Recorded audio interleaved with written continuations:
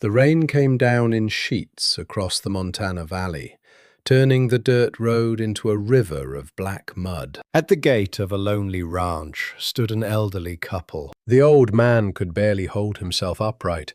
The woman beside him trembled so badly, her teeth chattered beneath the collar of her soaked coat. They weren't asking for money. They weren't asking for a room. They weren't even asking to come inside. The old man lowered his eyes and spoke with the last piece of pride he had left. "Sir, could we sleep in your barn tonight?" 35-year-old former Navy SEAL Ethan Calloway stared at them from beneath the porch roof. Before he could answer, his German shepherd, Ranger, rose from the porch.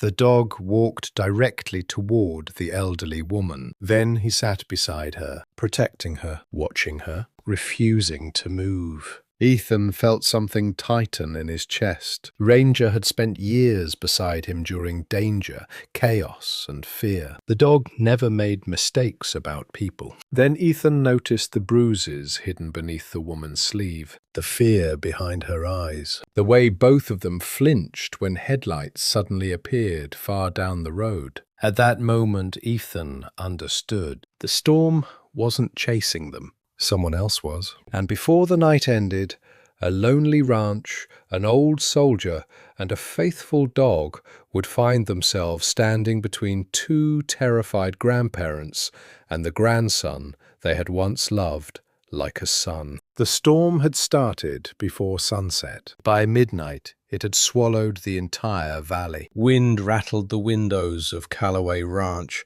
while rain hammered the roof hard enough to shake loose memories Ethan preferred to keep buried. He stood beneath the porch overhang with a mug of cold coffee in one hand. The ranch stretched across hundreds of acres of pasture and rolling hills. Most people thought it looked peaceful. Ethan knew better. Peace and loneliness often wore the same face. 5 years had passed since he left the Navy. 5 years since his final deployment. 5 years since he buried more friends than any man should.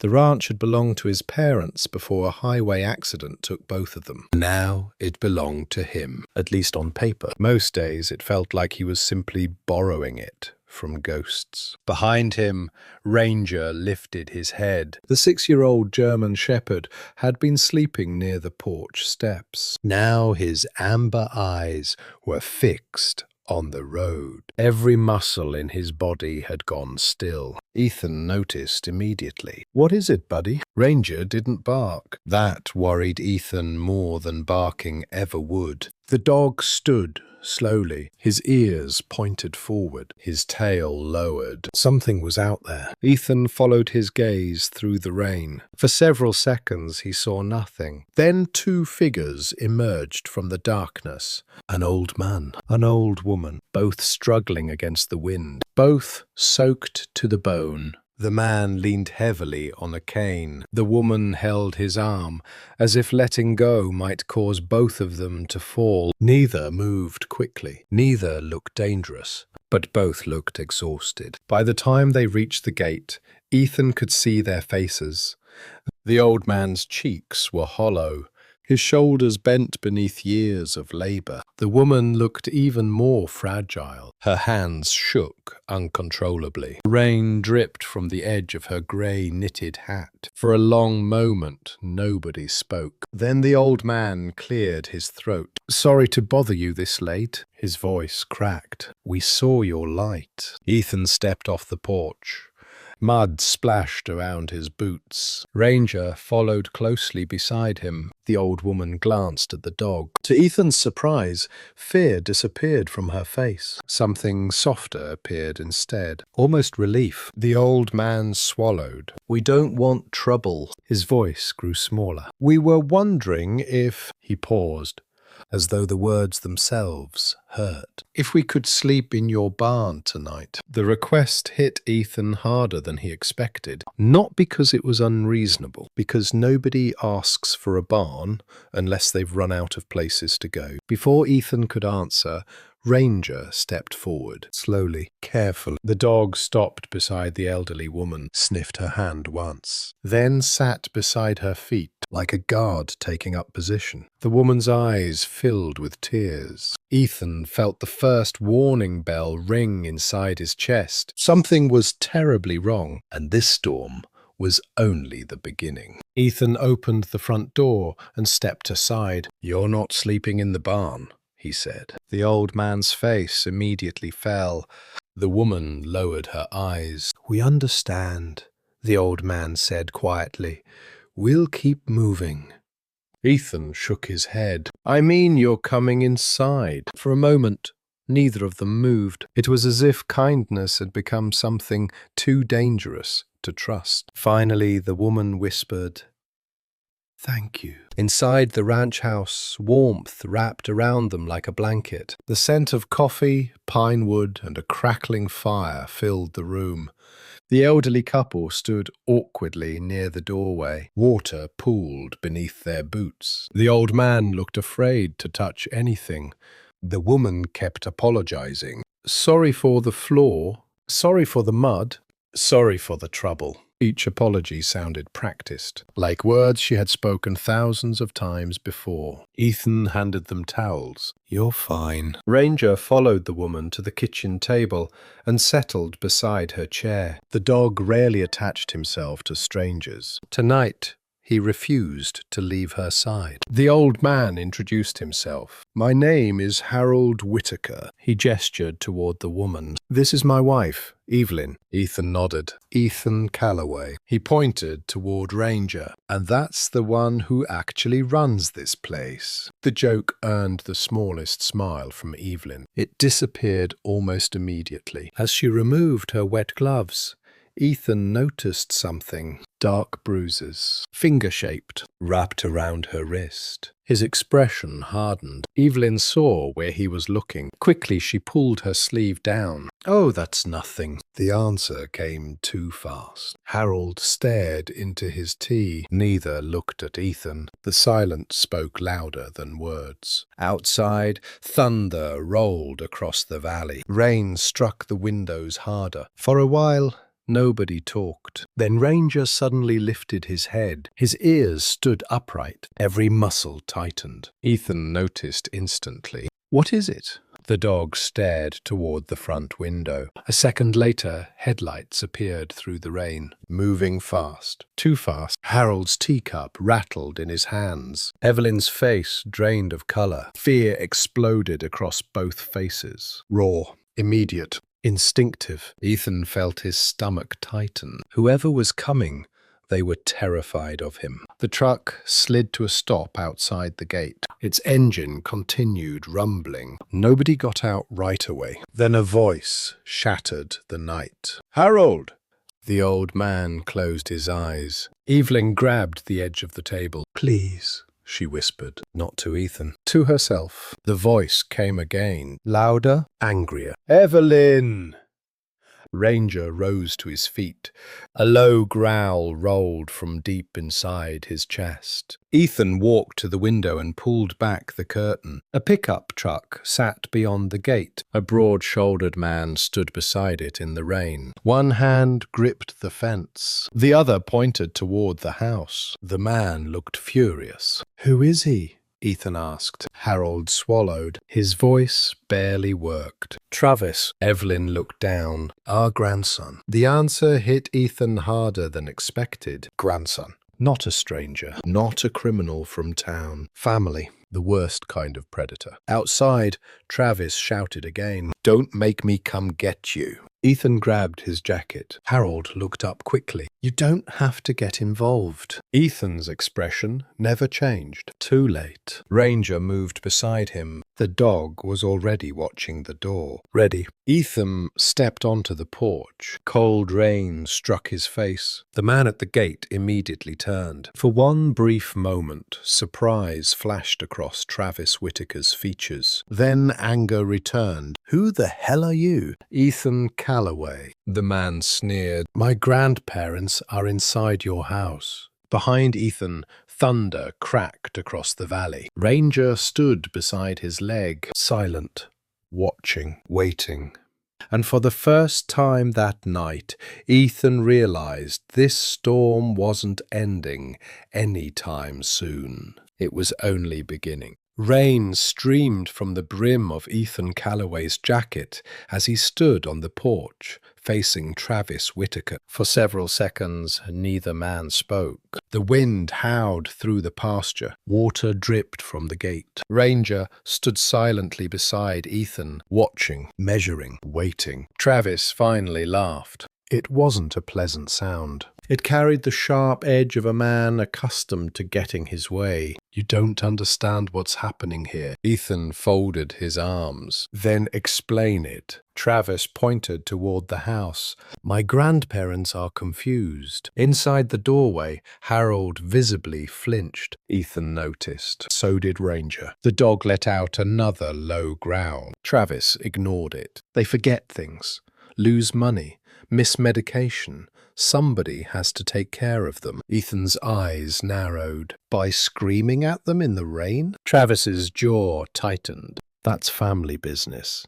The answer told Ethan everything he needed to know. People with good intentions explained. People with bad intentions demanded obedience. Harold suddenly stepped forward. His cane shook in his hand. "We didn't leave by accident." Travis turned toward him. For a moment, something dark crossed his face. Not concern, not love, control. The same expression Ethan had seen on men who viewed people as possessions. "Grandpa, get in the truck." Harold remained still. "No." The word was quiet, but it landed like a gunshot. Travis stared at him, clearly shocked. Ethan realized this was probably the first time Harold had said no in years. "Don't make this difficult." Evelyn's hands trembled behind the doorway. Ranger moved closer to her chair. Protective, alert, Travis pointed toward Ethan. "You don't know what they've been putting me through." Ethan said nothing. Silence often revealed more than questions. Travis continued talking. "I handle their bills. I manage their accounts. I take care of their property." Every sentence sounded rehearsed, polished, prepared, like something repeated 100 times. Then Harold spoke again. His voice broke. "You took our checkbooks." Travis rolled his eyes.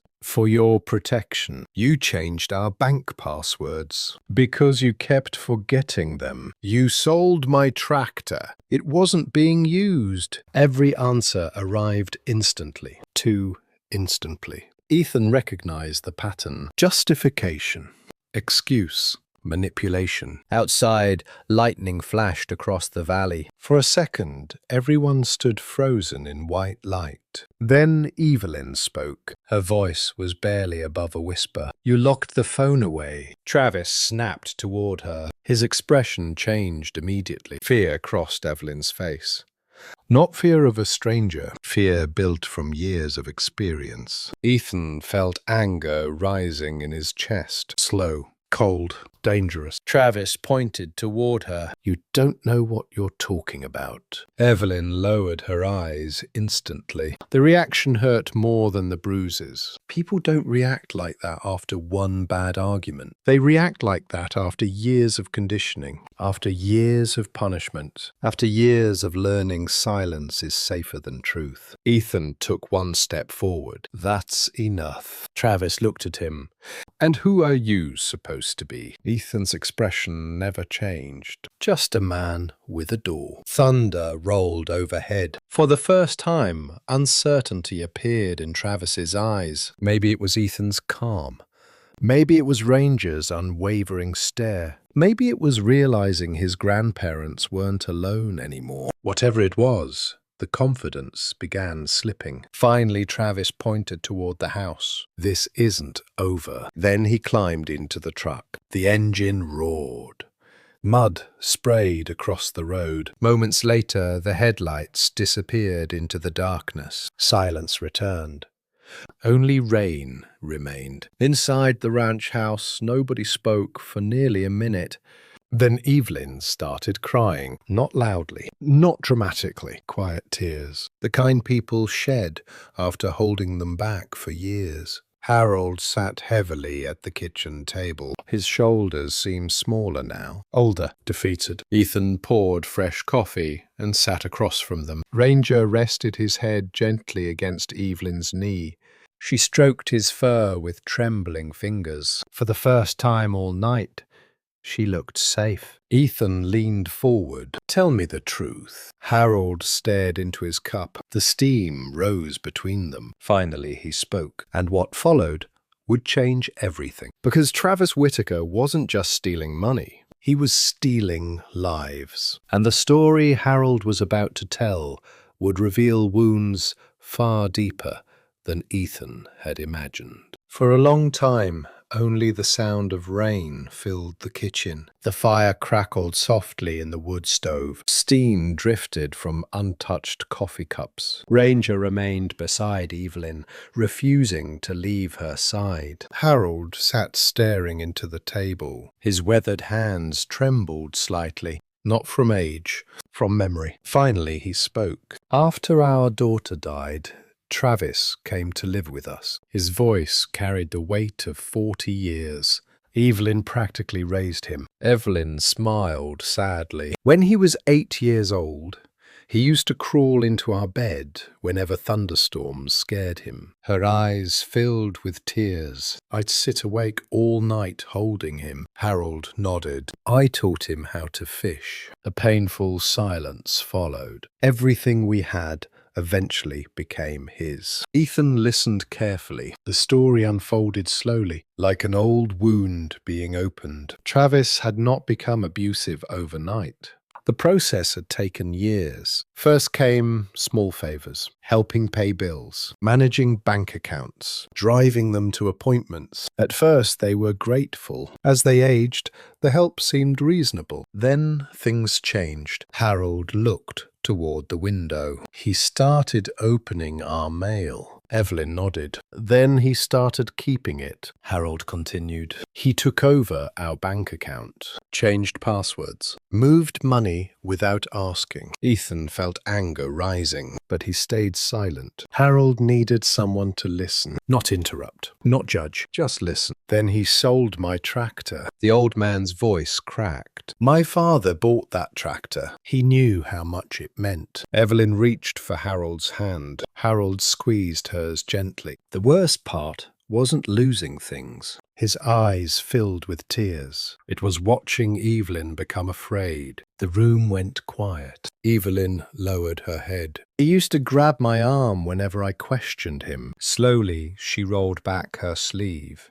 Dark bruises covered her forearm. Old bruises, new bruises, layers of fear painted into skin. Ethan looked away for a moment, not because he couldn't handle seeing them, because he knew exactly what they meant. Years of control, years of intimidation, years of helplessness. "He took our phones," Evelyn whispered. "He said too many scammers called old people." Harold nodded. "He told neighbors we were losing our minds. He told everyone he was protecting us." A bitter laugh escaped him. Protection. The word sounded poisonous. Then Evelyn spoke again. The next words shattered Ethan's heart. "Sometimes he locked us upstairs." The room became still. Even the fire seemed quieter. Ethan stared at her. "What?" Tears rolled down her cheeks. "He said it was for our safety." Harold closed his eyes. He installed a bolt on the outside of the bedroom door. Ethan's jaw tightened. Outside. Not inside. Outside. The meaning was unmistakable. That wasn't protection. That was imprisonment. Evelyn wiped her eyes. "I started counting days, making little marks inside the closet." Her voice trembled. "I was afraid I would die in that room." Nobody spoke. Ranger rested his head gently on her lap. She buried trembling fingers into his fur. For several moments, the dog simply stayed there, steady, silent, comforting. Then something strange happened. Ranger suddenly stood. His ears perked forward. He walked toward Harold's wet coat, hanging beside the mudroom door. The dog sniffed the pocket, then nudged it. Once, twice. Again, Harold frowned. "What is it, boy?" Ranger nudged harder. Ethan approached. Slowly, he reached into the coat pocket. His fingers touched metal. He pulled out a small, rusted tin box wrapped in an old handkerchief. The moment Harold saw it, his face changed. "My God," Evelyn gasped. "You still had it?" Harold stared at the box. "I thought Travis found it." His hands shook as Ethan placed it on the table. Inside were folded documents, bank statements, property papers, letters, photographs, and something else. A handwritten note. Evelyn covered her mouth. Harold looked as though he might collapse. Ethan unfolded the paper carefully. The message had been written in shaky blue ink. Only 7 words, but they changed everything. "If something happens to us, investigate Travis." The kitchen fell silent. Outside, lightning flashed across the valley. Inside, Ethan realized this wasn't merely a family dispute anymore. It was a criminal case. And buried inside that small, rusted box might be enough evidence to destroy the man who had spent years destroying the people who loved him most. Ethan did not sleep that night. Neither did Harold or Evelyn. The storm eventually moved east across the valley. But another storm had already settled inside the ranch house. A storm made of memories, fear, and truth. By sunrise, Ethan had already made 2 phone calls. The first was to Gavin Mercer. The second was to Victoria Hale. Gavin answered immediately. A former military investigator, he had spent 20 years tracking fraud, corruption, and people who believed they were smarter than consequences. After hearing Ethan's summary, Gavin remained silent for several seconds. When he finally spoke, his voice was grim. "You don't have a family disagreement. I know. You have elder abuse." Ethan stared out the kitchen window. Snow still clung to distant mountain peaks. "I know." An hour later, Gavin called back. "I've got someone." "Who?"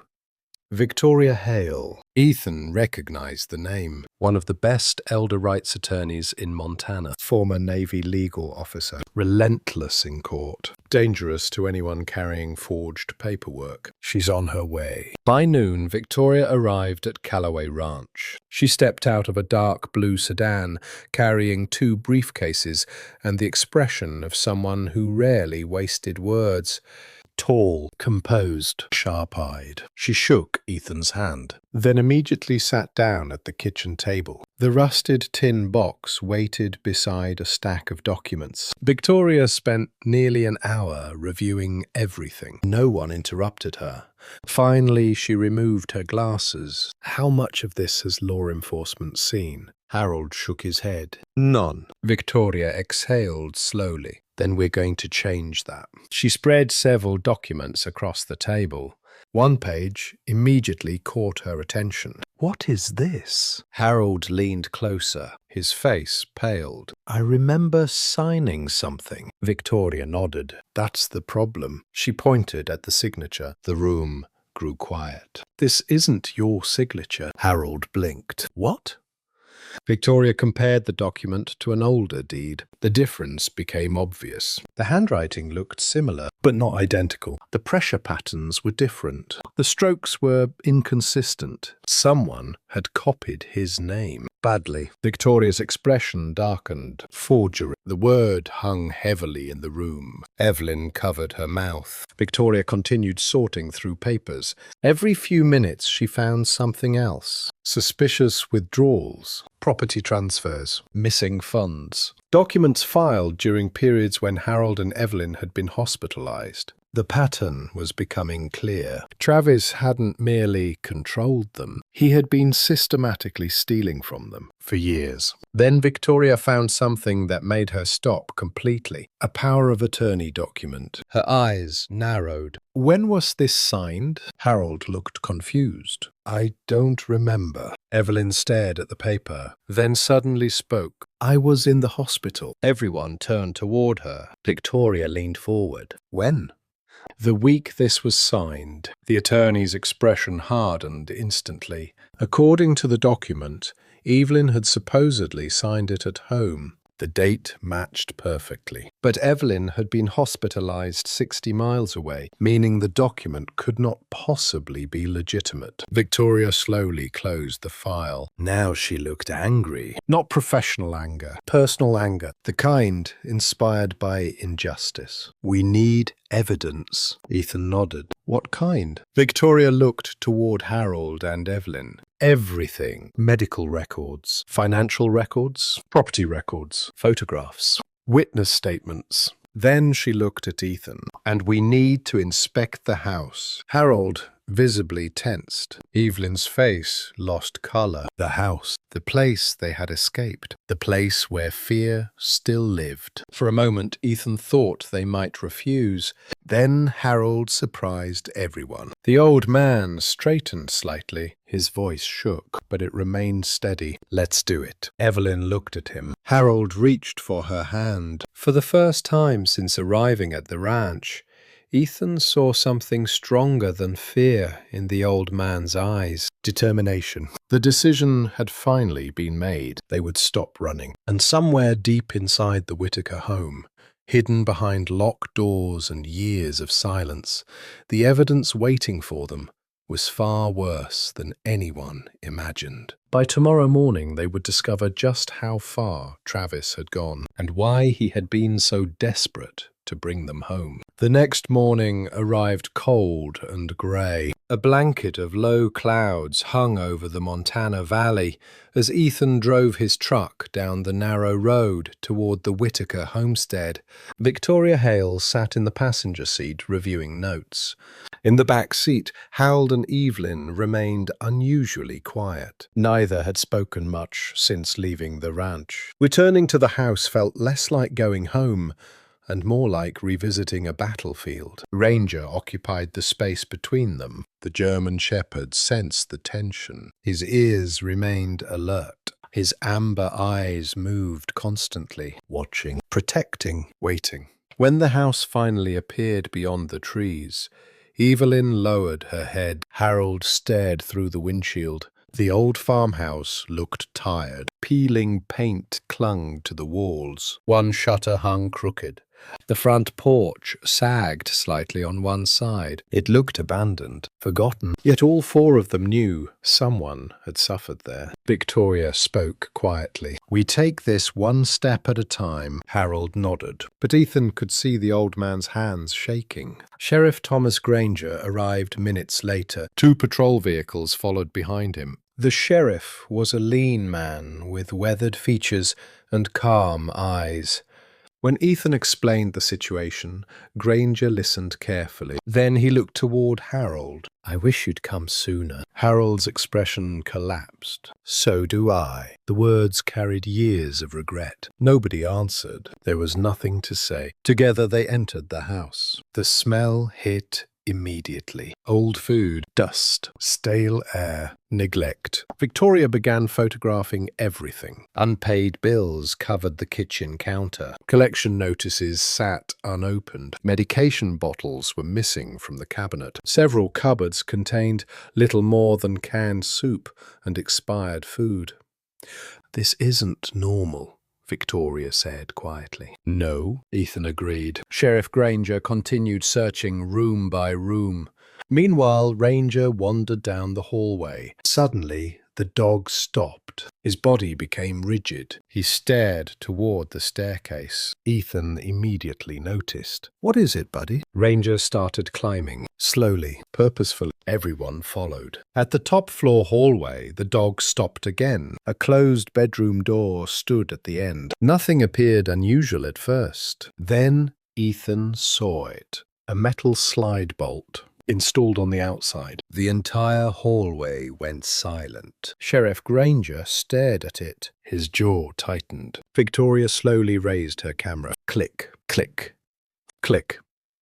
Photographs captured everything. Harold looked away. Evelyn began crying softly. The sheriff carefully unlocked the bolt, then opened the door. The room beyond felt like a prison. 2 narrow beds, 1 chair, 1 small dresser. No television, no telephone, no personal belongings. Most disturbing of all was the window. It had been nailed shut from the outside. Ethan felt anger rise through him, cold, controlled, dangerous. This wasn't care. This wasn't protection. This was confinement. Evelyn stepped inside. Her legs nearly gave out. I slept there. She pointed toward one bed. Harold pointed toward the other. Victoria photographed everything. Then Ranger moved toward the corner. The dog sniffed beneath one mattress, paused, then began scratching gently. Ethan crouched beside him. "What did you find?" His hand touched fabric. He pulled out a rolled-up sock. Something hard was hidden inside. When Ethan unwrapped it, everyone froze. A small digital voice recorder. Harold's eyes widened. "Evelyn." His voice cracked. "You hid it." Tears rolled down Evelyn's face. "I thought Travis found it." Victoria carefully took the recorder. Nobody spoke. The attorney pressed play. Static filled the room. Then a familiar voice emerged. Travis. Angry, slurred, cruel. "You sign what I put in front of you." Silence followed. Then Evelyn's frightened voice. "Please stop yelling." A loud crash echoed through the recording. Someone was crying. Then Travis spoke again. "Everything here belongs to me anyway." Harold closed his eyes. The room felt colder. The recording continued. Threats, humiliation, control, proof, undeniable proof. When the audio finally stopped, nobody moved. Sheriff Granger slowly removed his hat. Victoria stared at the recorder. Then she looked toward Ethan. For the first time since arriving, she smiled. Not because the situation was improving,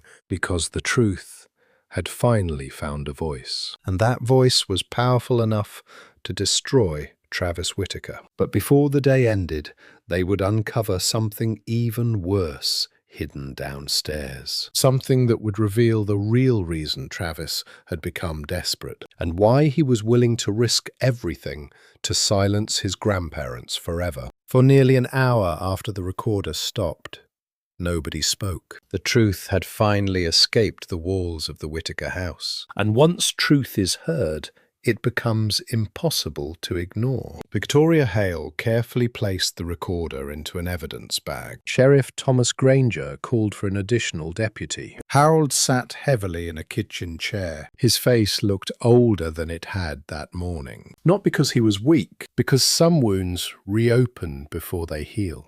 Evelyn stood beside the window. Tears slid silently down her cheeks. Ranger stayed close enough that his shoulder brushed her leg. The German Shepherd had somehow become her anchor, the one thing in the room that felt unquestionably safe. Victoria resumed searching the downstairs office. Several filing cabinets stood against the wall. Most were locked. Sheriff Granger opened them. Inside, they found what Travis had been hiding. Folders, contracts, bank statements, property assessments, land surveys, and one thick file labeled Silver Creek Land Ventures. Victoria immediately opened it. Her eyes narrowed. Then she began turning pages faster. "What is it?" Ethan asked. The attorney looked up.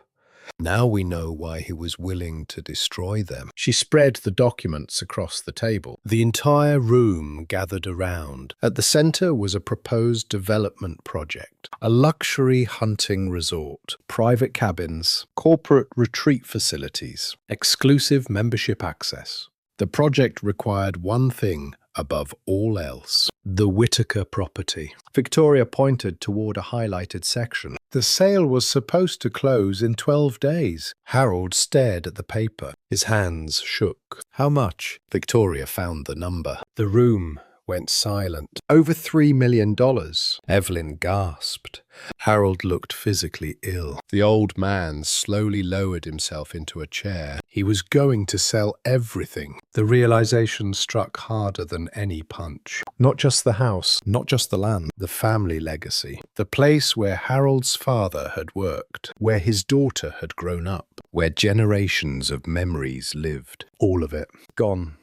For money. Sheriff Granger closed the folder. Looks like motive to me. Victoria nodded. Looks like fraud. Then she found something worse. A draft contract signed. Harold's name appeared at the bottom. So did Evelyn's. Both signatures were forged. The attorney's expression hardened. This alone could send him to prison. For the first time that day, Ethan saw a flicker of hope in Harold's eyes. Not happiness. Hope. The possibility that justice might actually exist. By late afternoon, the investigation finally ended. Boxes of evidence filled Sheriff Granger's vehicle. Victoria carried copies of critical documents. The recorder remained secured. The case was growing stronger by the hour. As they prepared to leave, Ethan noticed something. Harold had stopped apologizing. For the first time since arriving at the ranch, the old man wasn't asking permission to exist. He was standing straighter, speaking more firmly, fighting, and Ethan knew that mattered. The drive back to Callaway Ranch was quiet. The sun disappeared behind heavy clouds. The Montana sky darkened. Wind swept across the open fields. By the time they reached the ranch, evening had arrived. Ethan stepped from the truck. Immediately, Ranger froze. The dog stared toward the back pasture. His ears stood upright. His body became rigid. Ethan followed his gaze. Something felt wrong. Very wrong. Without a word, he started walking. Ranger moved beside him. The grass bent beneath the wind. Clouds drifted across the fading moonlight. Then Ethan saw it. The rear fence, cut. Cleanly, deliberately. Not storm damage, not an accident. Someone had been there. Recently, his stomach tightened. He continued toward the barn. Ranger's growl started low in his chest. The closer they got, the deeper it became. Then the flashlight beam reached the barn wall. Ethan stopped. Harold and Evelyn arrived seconds later. Victoria followed behind them. Nobody spoke. Paint glistened across the weathered boards. Fresh, wet, red. The words stretched across the barn door like blood. Give us the old people, or the ranch burns. Evelyn covered her mouth. Harold's face turned pale. Victoria stared at the message. Sheriff Granger wasn't there to see it, but he would soon. Ethan looked at the threat for several seconds. His expression never changed. Only his eyes did. The calm inside them disappeared. Not fear, determination. Someone had crossed a line. Someone had come onto his property, threatened people under his protection. And that someone was becoming desperate. Ranger stepped forward and stood directly in front of Harold and Evelyn, guarding them, watching the darkness beyond the pasture, as if he already knew what was coming next. And deep down, Ethan knew it too, because desperate men don't stop when they fail. They escalate. And somewhere out there in the darkness, Travis Whitaker was planning his next move. The question was no longer whether he would come. The question was how far he was willing to go, and the answer would arrive before morning. Night settled over Callaway Ranch like a heavy blanket. The threat on the barn door had been scrubbed away before sunset, but nobody had forgotten it. Some messages stayed long after the paint disappeared. Inside the ranch house, Harold and Evelyn sat near the fireplace.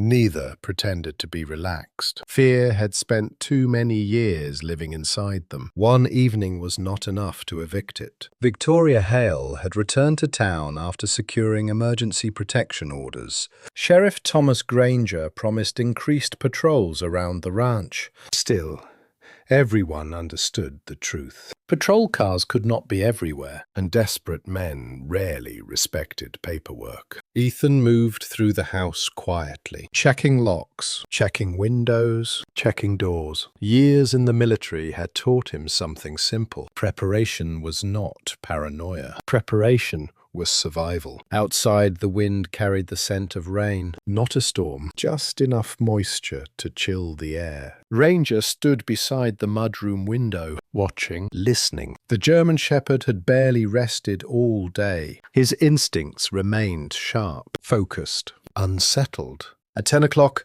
Ethan walked the property one final time. He inspected the fence line, the equipment shed, the horse paddock.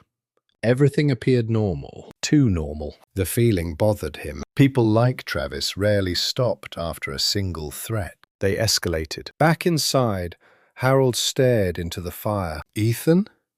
The former SEAL looked up. "You think he'll come?" The question hung in the room. Ethan answered honestly, "Yes." Evelyn lowered her eyes. The room grew quiet. Then Ethan added something else. "But he'll regret it." For the first time all evening, a faint smile touched Harold's face. Around midnight, Ranger suddenly lifted his head. The reaction was immediate, violent. The dog's entire body went rigid. His ears snapped forward. His eyes locked onto the darkness beyond the back pasture. Ethan was already moving. The military instinct never really left. He switched off the kitchen light. The house fell into darkness. Harold and Evelyn froze. "What is it?" Evelyn whispered. Ethan looked toward the window. "Stay here," Ranger growled. Low, deep, dangerous. Then Ethan heard it. Metal. A faint scraping sound. Somewhere near the rear fence. The trap had been set earlier that evening. 3 trail cameras hidden around the property. One near the barn, one near the fence, one overlooking the equipment shed. Now Ethan quietly checked the live feed on his phone. 3 figures appeared on the screen, moving through the darkness. His jaw tightened. The first man was Travis. The second was broad-shouldered and bald. The third looked younger and nervous. Both carried fuel cans. Ethan's expression hardened. Arson. They weren't coming to threaten, they were coming to destroy. He turned toward Harold and Evelyn. Back room. Neither argued. The fear on their faces returned instantly. But this time, something was different. They obeyed, not because Travis had ordered them, because Ethan was protecting them. The distinction mattered. As the bedroom door closed, Ethan grabbed a flashlight. Nothing else. No weapon. Just a flashlight and Ranger. Together they stepped outside. Cold air struck their faces. The ranch lay silent beneath the moonlight. Near the barn, Travis pointed toward the wall. The bald man unscrewed a fuel can. Gasoline spilled onto the hay. The younger accomplice reached into his pocket. A lighter. Ethan stepped from the shadows. Bad idea. All 3 men spun around. Shock flashed across Travis's face. Then anger replaced it. You never learn, do you? Ethan remained calm. "No." He pointed toward the fuel can. "But you clearly don't." The younger man fumbled nervously with the lighter. His hands shook. Ranger moved first. The German Shepherd exploded forward. One thunderous bark shattered the night. The younger man jumped backward. The lighter flew from his hand, landing harmlessly in the mud. At the same moment, Ethan closed the distance. The bald man swung wildly. Ethan sidestepped, grabbed the man's wrist, used his momentum against him. Seconds later, the man was face down in the dirt, groaning, defeated. But Travis wasn't watching. He was running toward the house, toward Harold and Evelyn. And as Ethan turned to pursue him, he realized the most dangerous part of the night had only just begun. Because Travis Whitaker wasn't trying to burn a barn anymore. He was heading straight for the people who could destroy him forever. Travis Whitaker ran through the darkness toward the ranch house. Mud splashed beneath his boots. His breath came in ragged bursts. Behind him, the plan was collapsing. One accomplice was already on the ground. The second was stumbling backward in panic. The fire had failed. But Travis wasn't thinking about the barn anymore. He was thinking about Harold and Evelyn, the witnesses, the evidence, the people who could destroy everything he had spent years building. Inside the house, Evelyn heard the footsteps first. Fear flashed across her face. For years, that sound had meant only one thing: trouble, pain, submission. Harold heard it too. The old man slowly stood from his chair. His hands trembled, but he didn't sit back down. Not this time. The bedroom door opened. Evelyn grabbed his arm.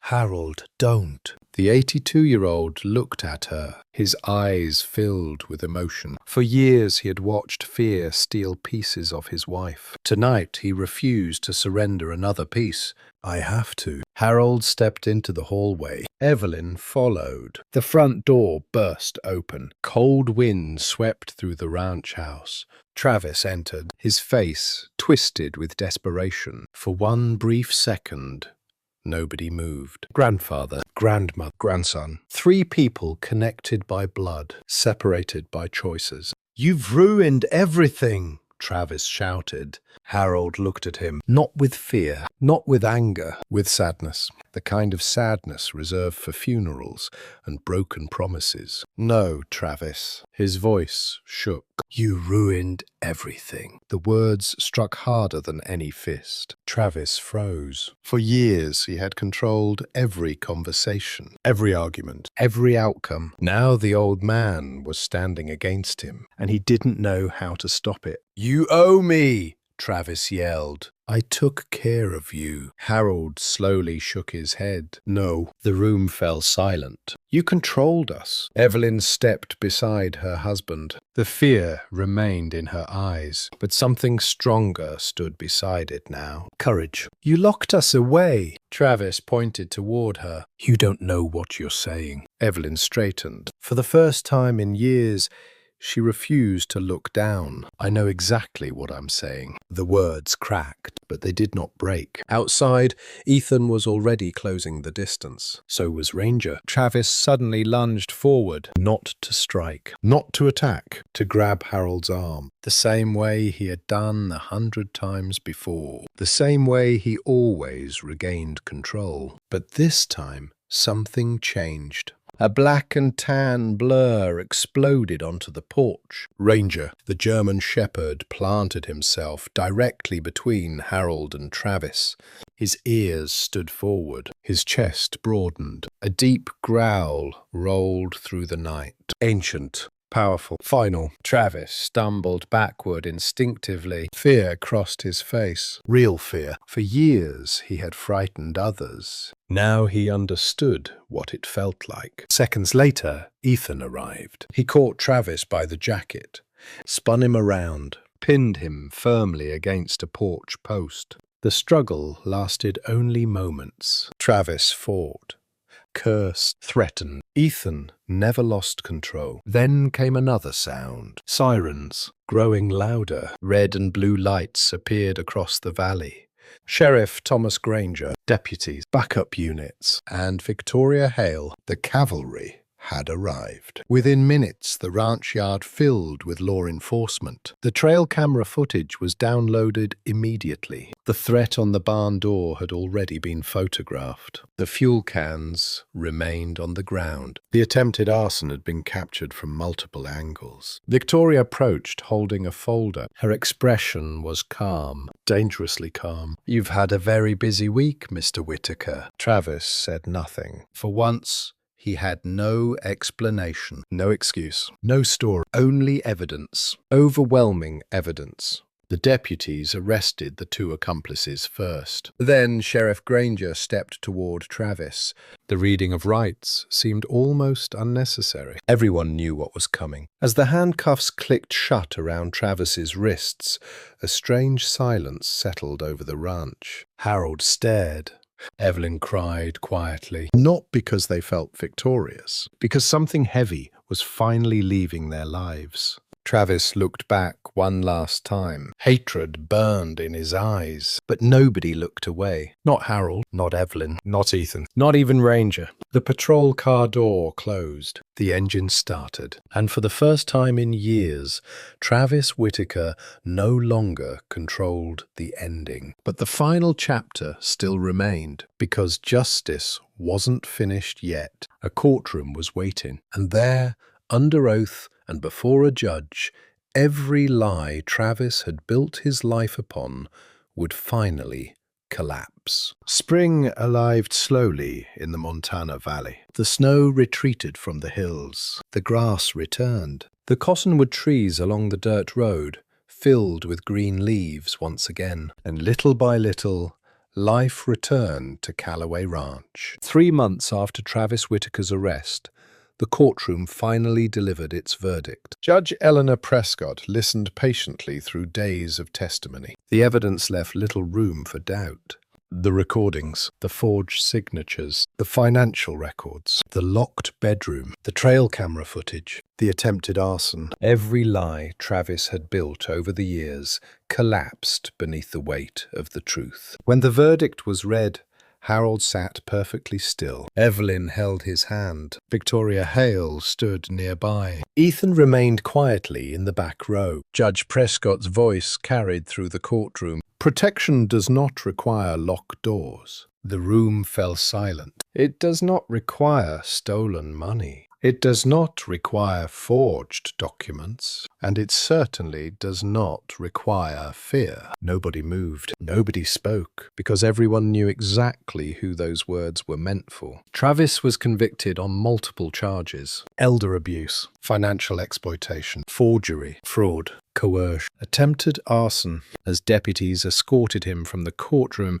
he looked smaller than Ethan remembered. Not because prison had changed him, because truth had. For years, Travis had appeared powerful. Now he looked exactly what he had always been, a frightened man hiding behind control. When the courtroom emptied, Harold finally broke down. Tears streamed down his weathered face. Not tears of victory, not even relief. Something deeper. For years he had wondered if anyone would ever believe them. Now someone had. Evelyn wrapped her arms around him. "We're free." The words sounded almost unbelievable. Harold nodded. For the first time in years, they truly were. The Whitaker homestead was officially returned to them. Silver Creek Land Ventures withdrew its development proposal. The land remained exactly where it belonged, with the family that had cared for it for generations. Yet, something unexpected happened. Harold and Evelyn didn't move back immediately. The old house still carried too many memories, too many shadows, too many locked doors. So they stayed at Callaway Ranch. At first, only for a few weeks, then longer